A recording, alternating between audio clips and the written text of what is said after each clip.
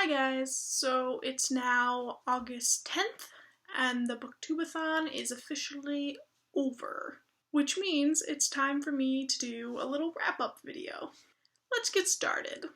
The first book I read for the BookTube-A-Thon was Office Girl by Jo Mino. Reading this completed the Read the Most Recent Book You Got challenge. I loved this book. It was smart, it was funny, but more importantly, it was a romance story that I hadn't heard before. Because you know, with like a lot of the romance genre, it sort of gets bogged down in like stereotypes, and it's like the same story again and again, and it's just super predictable and boring. Well, this one isn't so predictable and boring. It's a unique take on a romance, and it's funny, and the characters are well developed, and I really liked this. I would recommend this to anyone. Also, can we talk about the cover art? Before I move on, let's just take a minute to appreciate this, please. Okay, good. Moving on. The next book I read was for the Read a Book Without Letting Go of It challenge, and I read The Importance of Being Earnest by Oscar Wilde. I liked this one as well. It wasn't my favorite piece of writing, but I liked the story. It was intriguing. The characters felt realistic.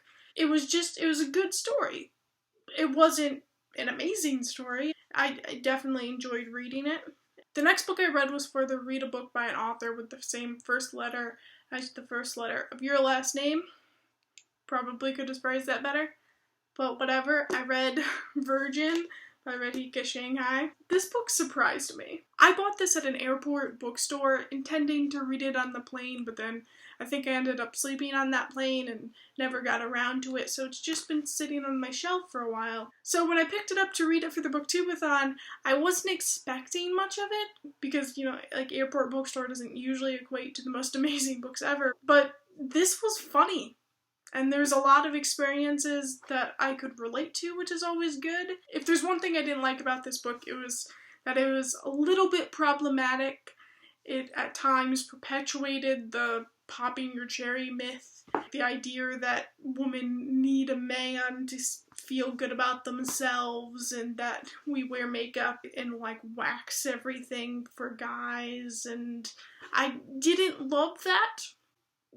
And there were moments where I found myself screaming at the book, but at the end the narrator sort of acknowledges all of that and that it's wrong, basically. So I don't hate it as much. It was just sort of tough to get through in the moment because it was annoying. I think it was something that the character probably needed to go through, so I'll let it slide. Plus, it was a really funny book, and frankly, I think that was the main point of a book like this, to be funny, which it was. So, the next book I read was for the book with blue on the cover. This is a book of poetry and short stories that I got at a local bookstore, and I really liked it. There were a few stories in here that were sort of just like mediocre, and I didn't super enjoy them, but yeah, there was a lot of them that were really good. A few of them that I thought were really good and worth noting.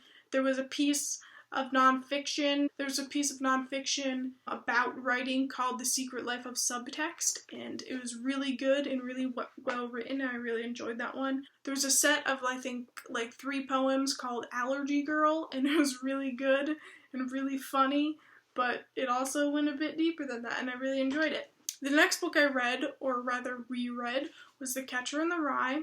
I read this for somebody else's favorite book. Like I said in my TBR, it's sort of a loose interpretation of that because I don't personally know anybody whose favorite book is The Catcher in the Rye. But I imagine that it's somebody's favorite book because, I mean, come on, it's The Catcher in the Rye. Who doesn't love The Catcher in the Rye? I mean, come on. Yeah, like I said, I've read this before. I've read this many times, but it still holds up. It's still amazing. Also, every time I read it, I feel like I find a new quote or a new like metaphor or something that I missed the first time. So that's always a great thing about rereading. Then the next one I read was The Old Man and the Sea. This wasn't part of my original TBR, but I replaced it with The Old Man and the Sea because it was getting close to the end of the week and I needed something short that I could get through, and this is 99 pages, so I figured this would work. Plus, this one also has blue on the cover, so technically I completed that twice. But I also read this for the Read a Book You Really Want to Read challenge, because I've been hearing about this for a while, and I wanted to see what it was.